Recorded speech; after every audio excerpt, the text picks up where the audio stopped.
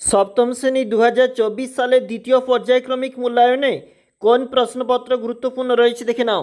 আরও একটা প্রশ্নপত্র যেখানে পূর্ণমান 25, সময় রয়েছে 50 মিনিট। বাংলা প্রশ্নপত্র, যে কোনো 10টি প্রশ্নের উত্তর দাও 1 × 10।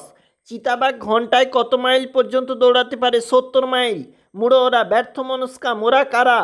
এর পরের প্রশ্ন দেখো, কৃষক বধূরা ঢেঁকিয়ে নাচায়, কি দিয়ে নাচায়? পা দিয়ে। উপনিষদে চড়াইবেটি শব্দের অর্থ এগিয়ে যাও।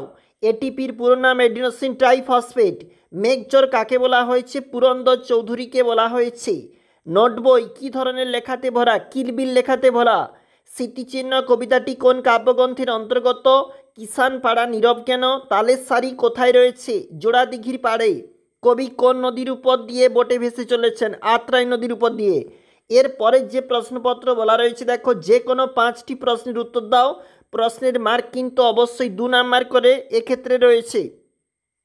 একটু নিচে চলে যাব, যেখানে বলেছে এক কথায় প্রকাশ হিসাবে একটা প্রশ্ন। এছাড়াও রয়েছে প্রবন্ধ রচনা, বাংলার উৎসব, পরিবেশ রক্ষায় ছাত্রছাত্রীদের ভূমিকা, দেশ ভ্রমণ, বিবেকানন্দ। অর্থাৎ তোমাকে যে কোনো একটা এখানে রচনা হিসাবে কিন্তু লিখতে হবে। অবশ্যই দেখে রাখবে যেখানে সপ্তম শ্রেণী বাংলা প্রশ্নপত্র।